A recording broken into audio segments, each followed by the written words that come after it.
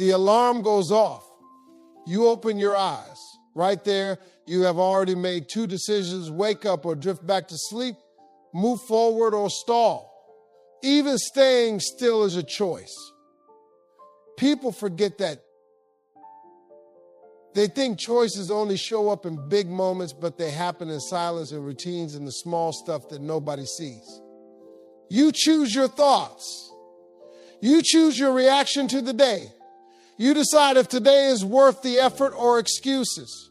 That choice snowballs. One good step leads to another. One lazy move breeds more laziness. You are voting for your future every time you act or don't. Some folks live on autopilot and call it survival. But surviving isn't the same as living. When you operate without intention, life starts deciding for you. Bills start running your wallet. People start managing their time. Distractions start driving your mind. You start reacting instead of creating. A lot of people say, I didn't choose this life, but you chose habits that led here. You chose silence when you should have spoken up. You chose comfort when growth was calling. You chose average when excellence was possible. It's not about blame, it's about responsibility. The power isn't in avoiding bad choices, it's in realizing you can make new ones. Right now, that's freedom. The minute you accept that your life is shaped by choices, you realize you have been holding the pen the whole time. You can choose to be bitter or better. Choose to start over or stay stuck. Nobody's forcing you to live a life that doesn't light you up. That's a hard truth, but it's also a liberating one. You get to decide what happens next. Every step forward begins with a single decision. The moment you stop playing victim and start playing architect, your life begins to shift. One small, intentional choice can disrupt a decade of delay. Don't sleep on that. Bad things happen. That's real. Life doesn't always play fair. Some people get a head start, others get hurdles. But blaming the starting line won't help you win the race. Eventually, your life becomes a reflection of your response, not your situation. You can't keep pointing fingers and expect healing. The more time you spend explaining why it's not your fault, the less energy you have to fix it. Accountability isn't about guilt, it's about control. The moment you own your role is the moment you take the wheel. Some folks wear their pain like a badge, as if staying wounded is proof of authenticity. But staying hurt isn't strength, it's stagnation. There's no reward for suffering longer than you need to.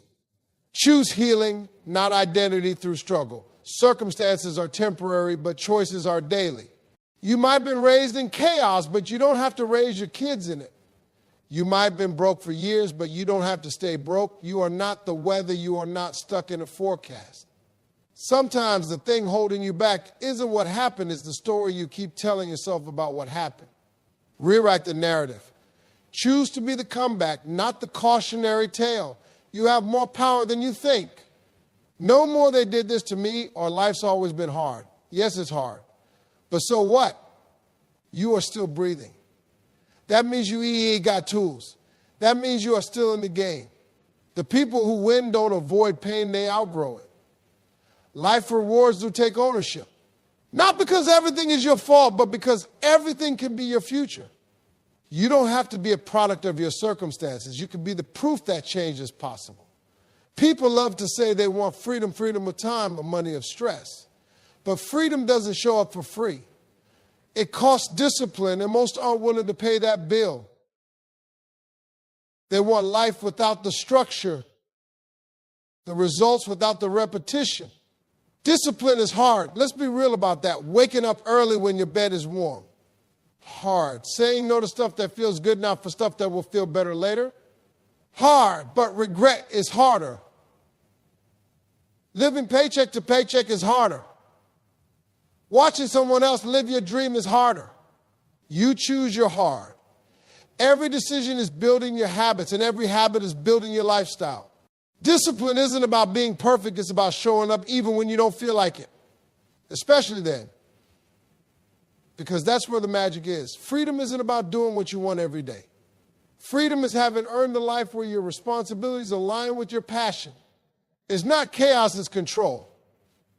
And control only comes from consistent discipline. Want to travel more, save more. Want to retire early, invest now. Want peace of mind, build structure. Every version of freedom has a down payment called consistency. That's the part nobody posts on social media, but that's the part that matters. Discipline is choosing future joy over present comfort. It's remembering why you started when quitting seems easier. It's understanding that excellence isn't a mood, it's a mindset, and it doesn't take days off. The people you admire didn't get lucky, they got focused. They made boring decisions every day when nobody was watching. They sacrificed quick wins for long-term gains. You can do the same. You just have to want your future more than your distractions. Comfort feels good until it turns into a cage. At first, it's warm, familiar, and predictable. But over time, it becomes suffocating. You start to notice the walls closing in. That job that felt safe now feels like a trap. That routine that once brought you peace now just numbs you. You begin to crave something more, but you have been stuck in comfort so long, you have forgotten what more even looks like. Growth doesn't knock politely, it shoves you. It shows up as discomfort, as fear, as that tightness in your chest before a leap. That's how you know it's working. You are supposed to feel resistance when you are leveling up. If it doesn't challenge you, it won't change you. The people who wait to feel ready stay in the same place their whole lives. Growth doesn't wait for your permission. It waits for your decision. You think staying where you are is safe, but let's be honest, how safe is a life that doesn't evolve? How safe is a dream you never chase? There's risk in staying still. There's danger in not trying.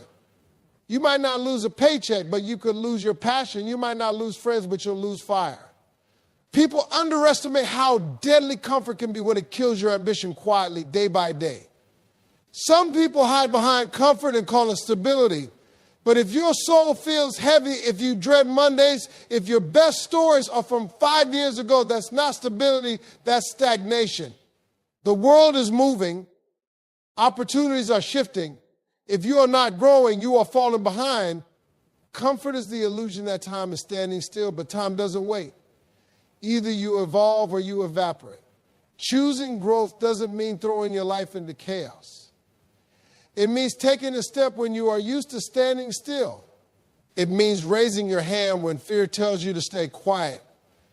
It means applying, starting, learning, and risking. Growth is a choice that looks scary on the surface, but is freedom underneath. Every level of your life requires a better, braver version of you, but you won't meet that version while hiding from hard things. Comfort is addictive. The longer you sit in it, the harder it is to move. That's why people stay in dead-end jobs, toxic relationships, and small dreams. Not because they're lazy, but because they built an identity around staying safe. But you don't grow by reinforcing your limits. You grow by stretching beyond what you have known. And yeah, it's going to be uncomfortable. That's the price of becoming someone new. The most dangerous thing you can do is succeed at something that no longer fulfills you. Don't confuse comfort with alignment. Don't confuse being okay with being alive. If you have got a fire in you, honor it. If you have discomfort, use it. Because that's not something to fear, it's a signal. And if you keep ignoring it, eventually the pain of staying the same will outweigh the fear of changing. Who you surround yourself with will either sharpen your vision or blur it completely. You might think your environment is neutral, but it's not. Every conversation, every interaction, every silence, things are shaping your mindset whether you notice or not. You become what you are around. So if you are around people who settle, complain, gossip, or quick guess what habits you are silently soaking up without even realizing it. Some of you are loyal to people who stopped growing years ago. You keep them close out of history, but history doesn't equal destiny. Just because they've been around doesn't mean they're helping you move forward. Comfort in friendships can be just as dangerous as comfort in life. If your circle doesn't stretch your thinking, hold you accountable, or bring peace to your space, then what exactly are they doing? Check your circle's energy. Are they clapping when you win or going quiet? Do they encourage you to take that risk or talk you out of it because they're scared of doing it themselves? People project their limitations like it's advice. If they haven't built anything, they'll try to convince you not to build either. That's not support, that's sabotage with a smile. And it's on you to recognize the difference. You get to choose your circle. That's a powerful thing. You don't have to keep people around just because they've been there. Some people were meant for your past, not your future. And keeping them around out of guilt or fear is like dragging anchors when you are trying to fly. You don't owe anyone access to your energy if they're not investing in your growth. Stop saying they're not that bad, like that's a reason to keep someone close. Not being toxic isn't the same as being empowering. If they're not helping you evolve, then they're helping you stay the same. And staying the same in a world that's constantly moving forward is a slow form of dying. You need people who challenge you, inspire you, and force you to level up just by how they live. People think friendship is about loyalty, but real friendship is about alignment. Are we growing in the same direction? Are we building lives that match our talk? Are we being real with each other even when it's uncomfortable? If not, what are we doing? This isn't high school. You are allowed to upgrade your circle. You are allowed to outgrow people. Growth doesn't mean you hate them. It means you love yourself enough to move on. The wrong friends will keep you entertained but stagnant. The right ones will keep you focused and growing. You have got dreams to chase, habits to build, peace to protect, and a future to construct. Every person in your space should either be contributing to that mission or stepping aside. Choose friends like your life depends on it, because in many ways it does. Life is unpredictable, unfair, and often inconvenient. That's just the deal. Things will happen that you didn't plan for. Somebody will lie to you. You'll get overlooked. Plans will fall through. And nothing will go the way you mapped it out. But the one thing that stays in your control through all of it is your attitude. That's your anchor. That's your power. Nobody gets to dictate that unless you hand it over. You don't have to smile through pain or pretend everything's okay. This isn't about toxic positivity. It's about deciding how you show up anyway. It's about saying, this situation sucks, but I'm not going to let it define me. Your attitude is the lens you choose to wear while looking at the world. You can put on bitterness, victimhood, sarcasm, or you can put on strength, peace, and grit. You choose the filter. Some people act like they woke up with a bad attitude, like it just landed on them. No, it was built. It was fed by what you have been thinking, watching, saying, and believing. You don't just have a bad day. You create it with your reactions. That traffic didn't ruin your day. You chose to let it. That text didn't steal your peace. You handed it over.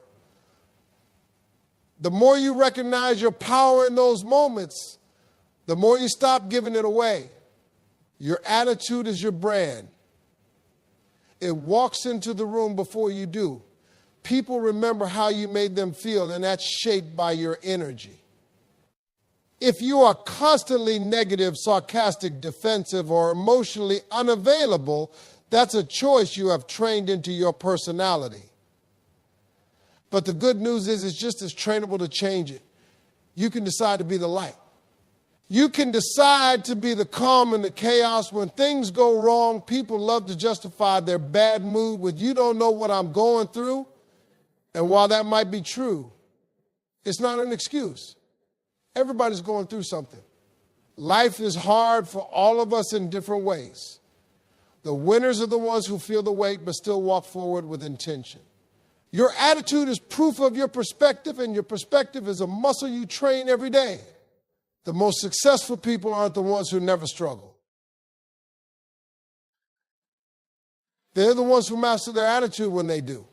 They don't let setbacks affect their mindset. They stay grounded even in storms. And that doesn't come from luck. It comes from choosing every single day to be proactive instead of reactive. You either let life shape you or you decide how you show up in it. You are not responsible for everything that happens to you, but you are responsible for how you respond. That's the difference between people who break and people who bend. The ones who bend don't have easier lives, they've just built stronger mental foundations. Attitude isn't a personality trait, it's a decision you make again and again, moment by moment, situation by situation, no matter who's watching. Excuses sound smart in your head, but they're just dressed up decisions. You say, I don't have time, but the truth is you chose to scroll, nap, procrastinate, or avoid. Every excuse has a real choice hiding behind it. You just gave it a different name to protect your ego.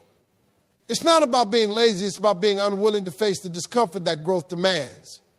We all do it. We make excuses to feel safe, to avoid failure, to dodge judgment. But deep down, you know when you are lying to yourself. You know when you could have tried harder. Excuses don't fool your future. They only slow it down. They feel good in the moment, but they steal momentum. They trick you into thinking you are still moving when you are just spinning. Every time you make an excuse, you are voting against your potential. You are saying, I'm okay with less than what I want. But you are not okay. That's why you feel restless. That's why you are frustrated. Excuses quiet the guilt temporarily, but they never satisfy the dream. They just give you reasons to delay the action that would have changed your situation. Look at your life and track the patterns. The goals you haven't hit, how many of them are blocked by real barriers, and how many by self-imposed stories? Be honest. Maybe you weren't ready. Maybe you were scared. That's human. But calling fear a reason doesn't exit. It just keeps you from overcoming it. The only way out is through it, not around it. People love to overcomplicate progress. But it's really simple. Either you do it or you don't. Excuses add noise to distract you from that basic truth. They give you something to say when someone asks why you haven't started, why you haven't changed, why you are still stuck. But at some point, even you stop believing them. That's when it's time to cut the act. There's no excuse impressive enough to justify wasting your own life. None. Not a bad boss, not a rough childhood, not low energy, not fear of failing. Other people have those same challenges and still find a way. The difference isn't their luck, it's their willingness to call out the lie and move anyway. Your dreams don't care about your excuse file, they only respond to action. Excuses are clever, but they're not productive. You can either keep defending your limits or you can outgrow them. You can keep explaining your struggle, or you can shift your strategy. Every time you choose honesty over excuse, you punch a hole through your comfort zone. That's where change starts. That's where movement lies. You don't need a crystal ball to see where your life is headed. Just look at your habits.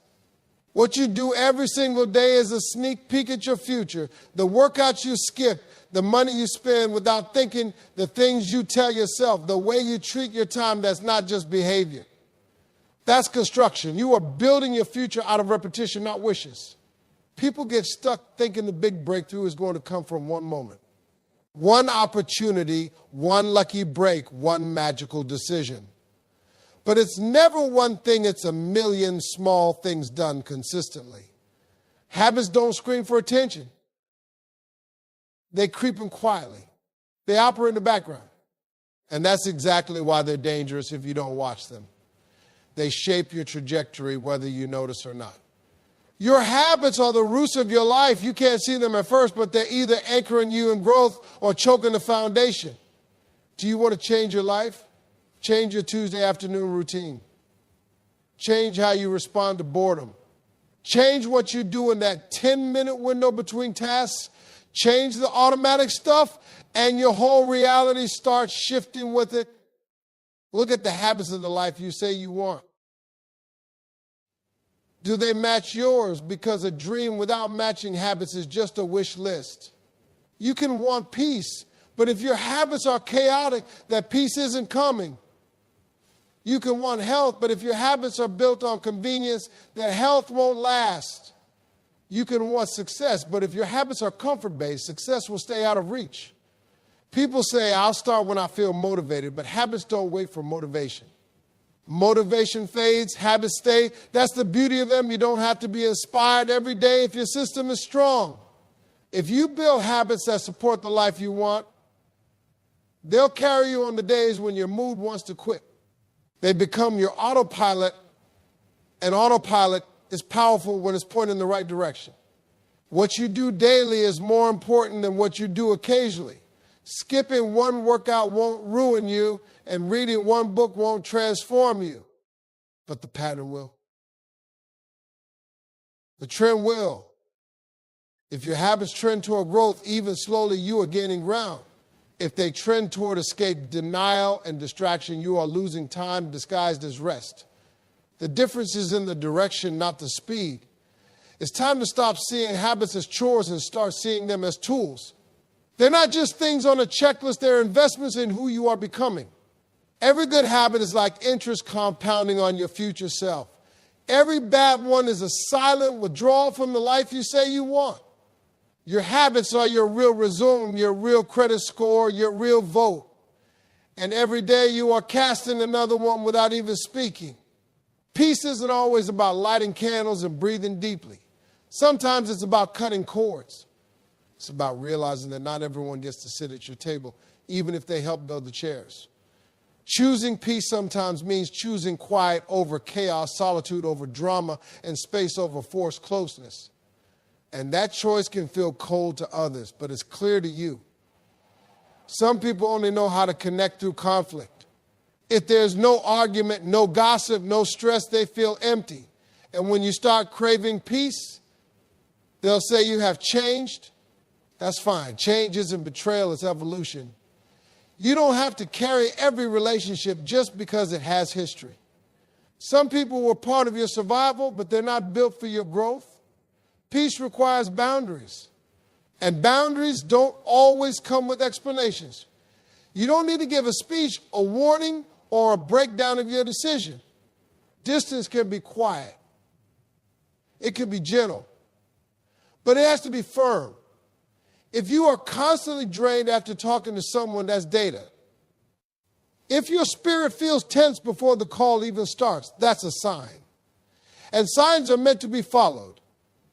You can love someone and still recognize they're not good for your mental health. You can respect someone and still step away. Distance doesn't mean bitterness, it means self-respect. You are not obligated to be emotionally available to people who weaponize your kindness, drain your energy, or disrespect your growth. Sometimes peace isn't found, it's created by walking away. Choosing peace will often make you look like the bad guy to the ones who thrived in your dysfunction. They'll say you are being selfish, distant, cold, and arrogant. Let them. You can't heal the same environment that broke you. If you keep trying to keep everyone comfortable, you'll stay uncomfortable. Peace is not passive, it's a decision that demands action. It hurts to outgrow people, places, and patterns, but staying stuck hurts more. And the difference is one pain leads to freedom, the other leads to frustration. You can't grow and cling at the same time. Sometimes the only way to protect your energy is to protect your space. And that might mean fewer phone calls, fewer invites, and long stretches of silence that feel unnatural but bring you back to yourself. Peace is not always a soft landing. Sometimes it's a hard exit. It might not look pretty, but it feels powerful. When your nervous system isn't constantly in defense mode, when your mind isn't spinning with somebody else's chaos, when your time becomes your own again, that's when peace speaks.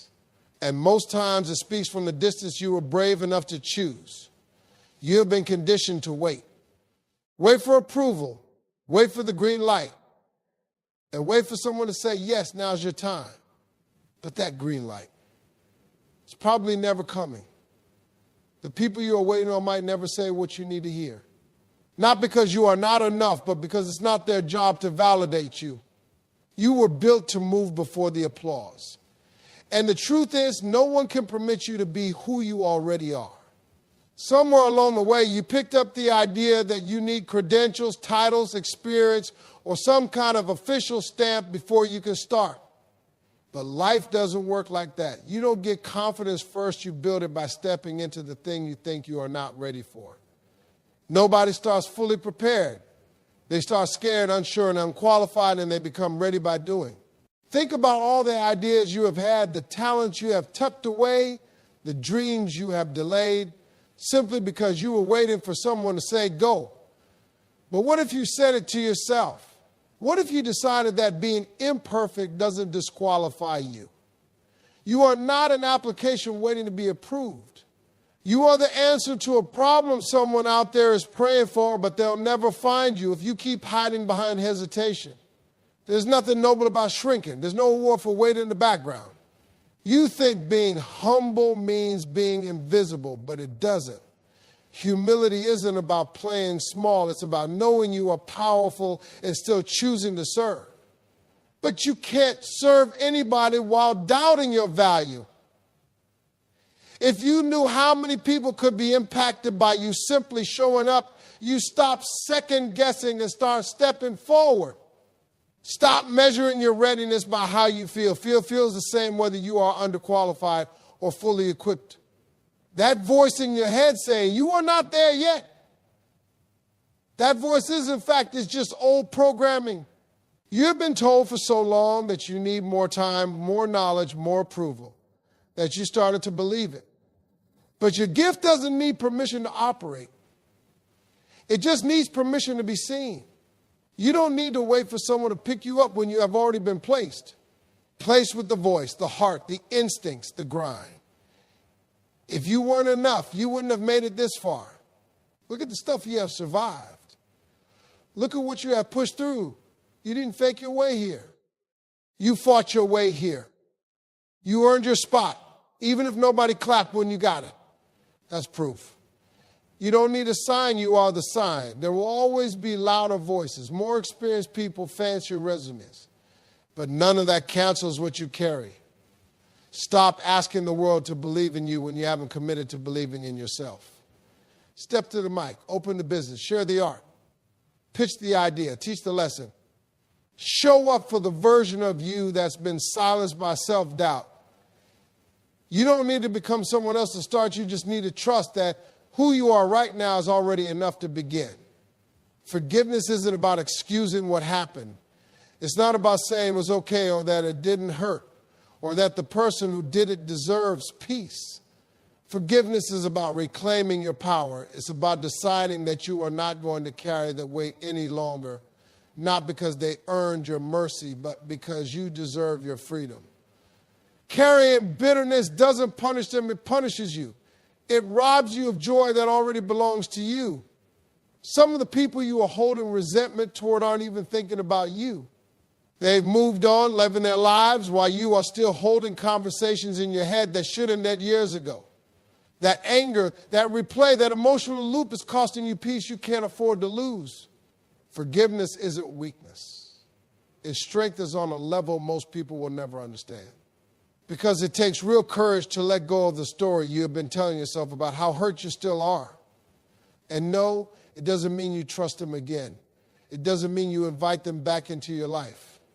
Forgiveness is an internal process. It's about what you release, not what you allow. You can forgive someone and still keep your distance. You can let go without letting them in. You forgive to heal, not to reconnect. You breathe again, not to give someone else comfort. That decision is yours and yours alone. People confuse holding on with staying strong, but the real strength is in surrendering. Because what you are holding on to might be the very thing that's keeping you from becoming who you were meant to be. Pain changes you, yes, but it doesn't have to define you. You don't heal by clinging, you heal by releasing. You don't rise by rehearsing the pain, you rise by breaking the loop. Forgiveness is the reset button you have been avoiding.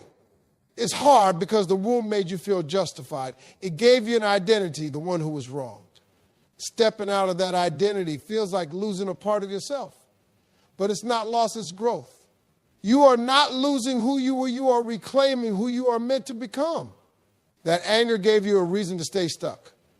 Forgiveness permits you to move on. Some of the peace you have been begging for is trapped behind a grudge you haven't dropped. You have been thinking, I can't forgive until they say sorry. But what if they never do?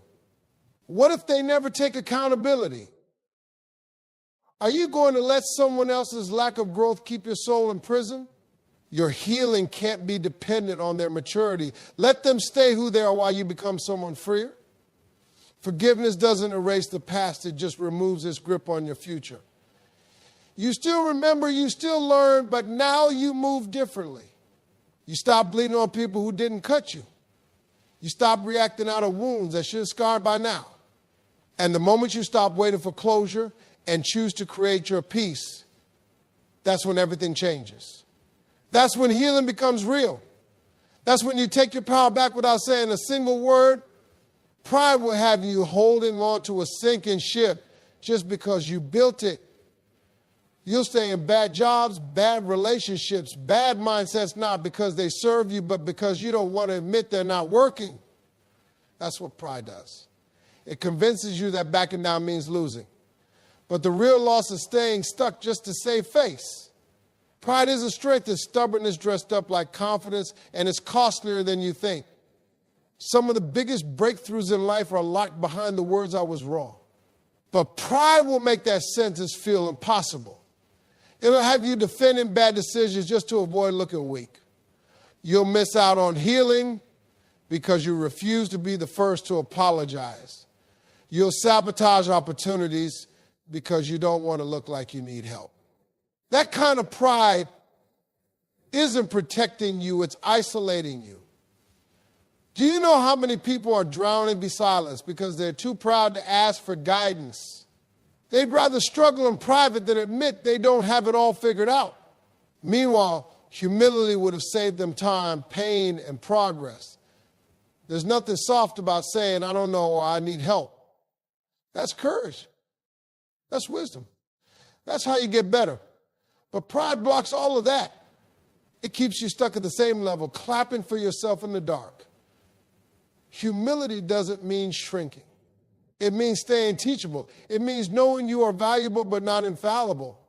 It means being confident enough to say, I don't have all the answers, but I'm willing to learn.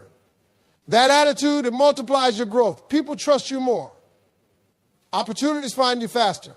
You evolve quickly because you are not too proud to pivot. Humility isn't weakness, it's your competitive edge. People respect humility because it's rare. Everyone wants to be seen as the expert, the boss, the one in control. But the ones who win long term, they stay curious. They listen more than they talk. They're not afraid to change their mind when new information comes. That kind of mindset keeps you ahead while pride keeps you stuck in old versions of yourself that no longer serve your future. Pride will also kill relationships. It'll keep you from saying sorry. It'll stop you from seeing someone else's perspective. You'll choose being right over being connected. You'll guard your ego instead of guarding the relationship. And before you know it, you have pushed away people who loved you all because saying, I hear you felt like losing. Pride will cost you intimacy, peace, and trust if you let it. But humility, it compounds. It builds bridges. It invites collaboration. It opens doors that pride slams shut. People want to grow with people who can admit they're still growing. They want to follow leaders who can admit when they've made a wrong turn. Humility doesn't just make you better, it makes everyone around you better. And that kind of legacy lasts far longer than any prideful win ever could. Time is the one resource you never get back. You can lose money and make more. You can lose people and find new connections. But once time is gone, it's gone. Every minute you waste is a minute you donate to nothing. If you are not actively choosing how you spend your time, then your time is choosing for you. That's how people wake up 5 years later wondering where all their energy when it got spent without a plan. Most people aren't out of time, they're just out of order. They're busy but not productive. They're moving but not progressing. Their schedule's full, but their purpose is empty. And it's not because they don't care, it's because they never stop to take control of the clock. They let everybody else's needs, problems, and noise dictate their day. But until you own your hours, you'll always feel behind, even if you are constantly doing something. You know how time flies? Through distraction, disguised urgency. That phone that buzzes every few seconds. That endless scroll. That quick text turns into 30 minutes gone. That's time theft. Every time you say, I'll just do it later, you are giving the moment away to a future version of you that might not even have the capacity to deal with it. You are not buying time, you are borrowing stress. If you don't plan your priorities, someone else will insert theirs. That's why boundaries aren't just emotional, they're also on your calendar. Block your time like your future depends on it, because it does. Block time to build, to rest, to strategize, to grow. Don't just hope you'll find a free hour. Own it. Protect it. Schedule it like it's sacred, because the dreams you say you care about will die in the margins if you don't make them a priority. Structure doesn't limit your freedom, it creates it. When you decide when and where to invest your energy, you gain momentum. You stop waking up overwhelmed and start waking up with intention. You are no longer reacting to your day, you are commanding it. You know when to say yes and when to say no, because your goals are running the clock, not your feelings or your habits. Everybody gets 24 hours. The difference isn't in the amount, it's in the management. Two people can have the same schedule, but one moves with focus while the other drowns in chaos. Do you want to change your life? Look at your time like it's currency. Ask yourself every day, what did I spend it on? Did it move me forward or just keep me busy? Because busyness without direction is just a distraction in disguise. Running your time doesn't mean you never rest. It means you choose your rest instead of escaping into it. It means your rest becomes fuel, not avoidance. It means you live on purpose instead of by default. And that's what separates the overwhelmed from the unstoppable ones who treat time like a weapon, not a wish. The ones who don't wait for the clock to align with their goals, but force their goals to dictate the clock. Every word you speak is a seed, and your life is the soil. The things you say about yourself, about your situation, about your future, they don't just disappear into the air. They take root. They grow. They become your mindset, your belief system, your atmosphere. And most of us don't realize we're planting weeds while wondering why our life feels overgrown. You keep saying, I can't, and then wonder why you don't. You say, nothing ever works for me, and then act surprised when it doesn't. Words create energy, and energy creates reality. My thing is just venting, just being honest, just telling it like it is. But if you are constantly speaking defeat, you are cultivating doubt. If every time you open your mouth, you reinforce limitation, you start to live inside that limitation.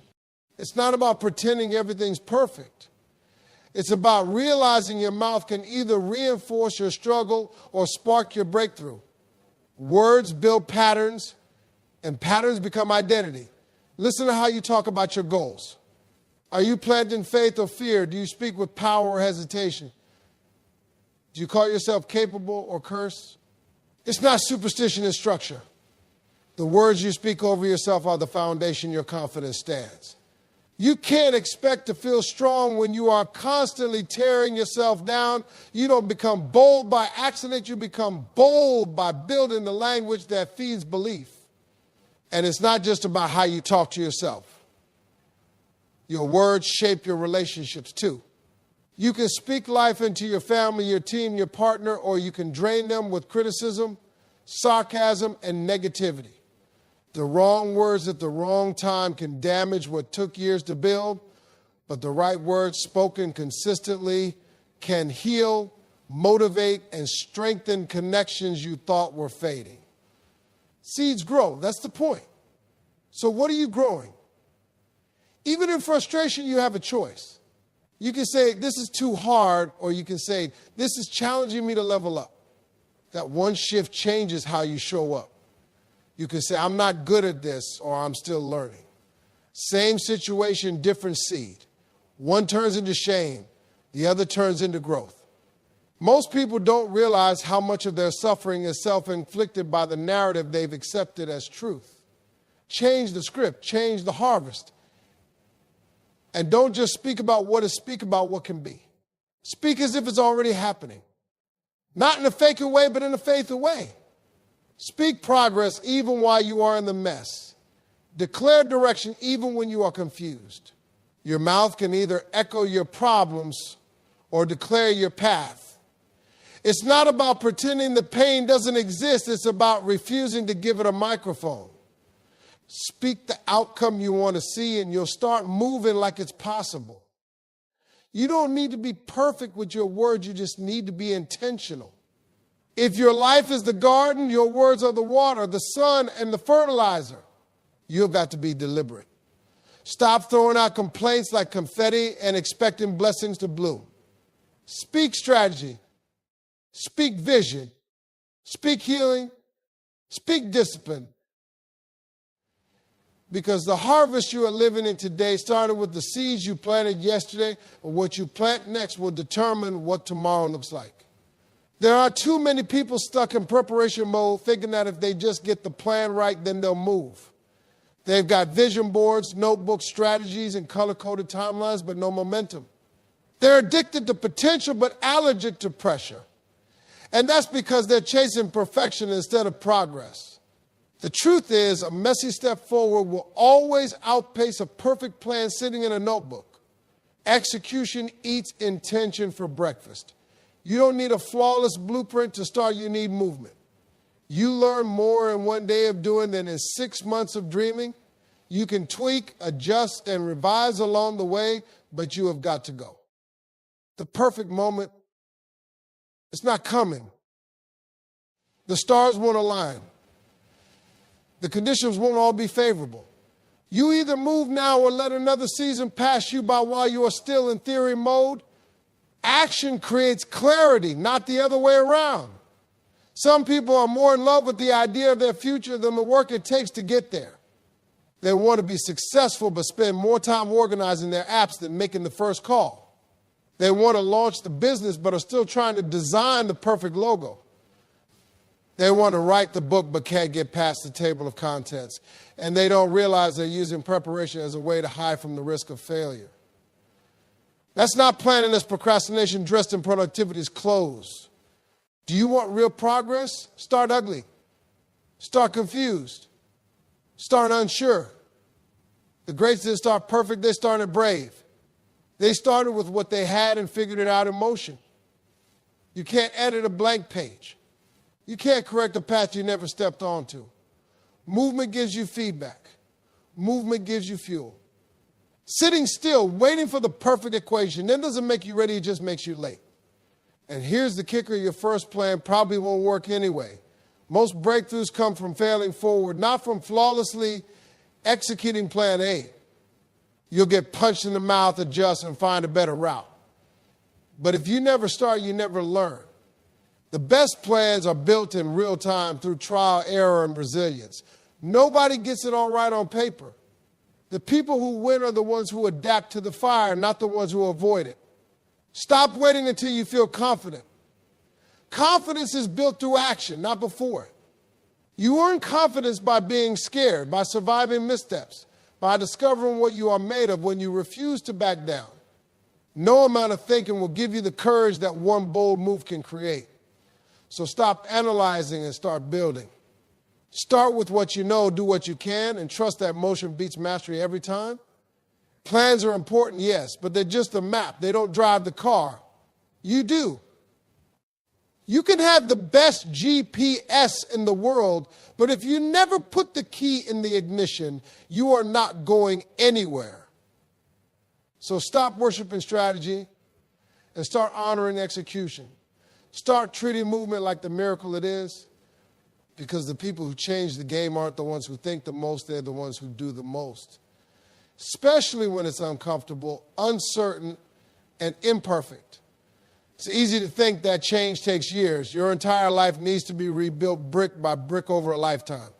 But the truth is, most of your biggest shifts, the ones that redefine you, rewrote you, and rewrite your story start with one decision. One bold, uncomfortable, defiant choice to say, I'm not doing it like this anymore. That one moment of clarity can slice through years of confusion. It doesn't take 100 changes, it just takes one that you commit to fully. One decision to leave what's draining you. One decision is to show up for yourself. One decision to finally stop betraying your potential just to stay liked, safe, or comfortable. That's the kind of decision that resets the whole table. People think transformation is some grand, dramatic process. No, it's that quiet moment where you stare your old self in the face and say, I'm done living like this. You don't need a new year or a new degree. You need a new standard. And that starts with a decision. That decision won't feel easy. It'll feel like war. You'll question it. You'll feel resistance. You'll hear all the old voices telling you why you are not ready, why you are too late, why it's too risky. But if you don't override that noise, you'll stay loyal to a version of life that doesn't even reflect who you are anymore. Growth doesn't happen when things are easy. It happens when you finally decide to stop negotiating with excuses. One decision can start the business. One decision can end the cycle. One decision can put your health back in your hands.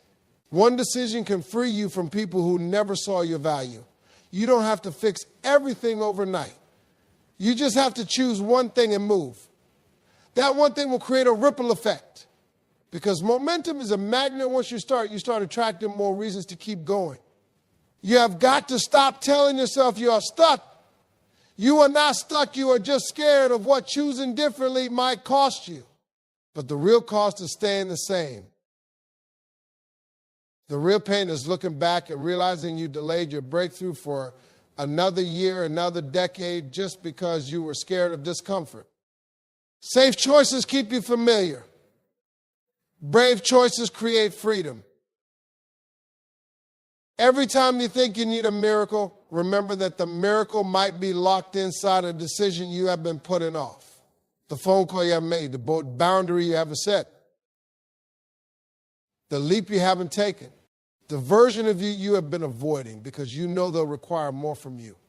But that version of you, the one with fire, peace, discipline, and freedom, they're just on the other side of a decision you keep postponing. You don't need all the answers right now. You don't need to know how it all play out. You just need to say yes to the next right thing. The decision to believe in yourself when it would be easier not to. The decision to choose healing over bitterness. The decision to start over instead of settling. And when you make that choice, everything shifts because the moment you commit, the rest of your life starts to rearrange around it. Life doesn't care about your plans. It will hit you with delays, losses, curveballs, betrayal, pressure, and timing that makes absolutely no sense. You can't schedule struggle. You can't predict every setback, but you can decide who you are going to be in the middle of it. You can't stop the storm from showing up, but you can choose whether you crumble or anchor down. That's where your real power is not in what happens to you, but in how you respond to what happens to you. Too many people spend their whole lives trying to control things they were never meant to. They try to change other people. They obsess over outcomes. They lose sleep over situations that are already outside their hands. And all it does is steal their peace. When you live in reaction to everything, you become emotionally hijacked by circumstances. But when you control your response, you regain the steering wheel. You don't stop the chaos. You stop letting it decide who you become. The job didn't call back. The person goes to you. The plan fell apart. The money didn't come through. Okay, now what? You can spiral, or you can strategize, you can break down, or you can break through. Pain is real, yes, but reaction is a choice. You are either amplifying your power or handing it away with every response you give. Emotional maturity is when you realize you don't have to attend every argument, entertain every offense, or match every negative vibe thrown at you. And that doesn't mean you fake positivity. It means you choose discipline over drama. It means you pause before you post. You breathe before you blow up. You check yourself before you start projecting pain. Because the moment you let someone else's energy dictate your behavior, they wins. You are not in control of the economy, the weather, or people's opinions, but you are in control of your energy, your mouth, your tone, and your next move. This is where emotional intelligence kicks in. Because when you stop reacting to everything, you become dangerous in the best way. You stop wasting energy on what's out of your hands and start investing energy into what's within your reach. You stop living in defense mode and start playing offense with your goals. Most people do not lose because life was too hard, but because their reactions made it harder. They turn inconvenience into identity and setbacks into personality traits. There's a gap between stimulus and response. That space. That's where your growth lies. That's where maturity, wisdom, peace, and power sit, right in that pause. Someone disrespects you. Pause. Something goes wrong. Pause. Are emotions high? Pause. Because in that pause, you choose who shows up next, the healed version of you or the triggered version. That one moment can change the direction of an entire situation. One response can build or burn a bridge. One reaction can open or close a door. You will not always feel in control, and that's okay. The point isn't to master the world. The point is to master yourself. The strongest people don't control everything. They've just learned how to stay grounded while everything else is shifting. They don't need perfect conditions to keep moving. They just keep showing up steady in chaos, clear in confusion, and calm when everything else is loud. That's real power. That's how you stop letting the world shape you and start shaping your world back. You are going to face days where nothing around you validates who you are. No applause, no progress, no reassurance, just silence and setbacks. And in those moments, belief isn't just optional, it's survival. Belief isn't about ego, it's about endurance. Because the world will try to define you by your failures, your delays, your background, your past, but the most powerful choice you'll ever make is to believe in yourself anyway. Even when it doesn't make sense, even when nobody claps, even when the mirror reflects more doubt than confidence. You don't need a crowd to convince you. You need a decision that doesn't shake when your emotions do. Believing in yourself means trusting the seed even when you can't see the fruit. It's waking up and saying, I'm still that person after a loss. It's showing up for the dream when results are slow and reminders are few. It's easy to believe in yourself when things are working. But can you still believe when everything feels like it's falling apart? Every giant move in your life is going to be preceded by a stretch of uncertainty. That's the test. Can you walk when the path isn't lit? Can you bet on yourself with no guarantees? Can you carry your potential without applause, approval, or a pat on the back? That kind of belief is rare. It's quiet, it's gritty, and it doesn't always feel good, but it changes everything. Because when you believe in yourself anyway, you act like it. You talk like it. You move like it. Most people don't fail because they didn't have the skills. They fail because they gave up believing before they had time to bloom. They didn't water their gift long enough. They let comparison choke their confidence. They waited for someone else to tell them you are ready instead of declaring it themselves. But belief is a solo sport. You've got to coach yourself out of fear. You've got to pick yourself up in private. You've got to keep the vision loud even when life gets quiet. Do you know how many people would be unstoppable if they just kept believing? If they didn't let one no cancel a whole purpose. If they didn't let one season of pain convince them that they had no future. You have to believe even when the evidence is missing. Even when your bank account says you are broke. Even when the relationship ends. Even when the door closes. That's when belief means the most, when it costs you something to keep it alive. Belief isn't passive, it's aggressive. It demands action. It demands movement when doubt wants you frozen. When you believe in yourself anyway, you apply for the job you feel underqualified for. You launch the idea with no blueprint. You stand up for your boundaries even if your voice shakes. You don't need perfect timing, you need powerful belief. And belief doesn't mean you never question, it means you never quit. When you believe in yourself anyway, you stop waiting for someone to come save you. You become your rescue mission. You stop asking for permission to rise. You stop needing every answer before you act. You move like it's already happening. You speak like it's already yours. You show up like the future is watching, because it is. And the version of you you are becoming is waiting for one thing: for you to believe in them before the world ever does.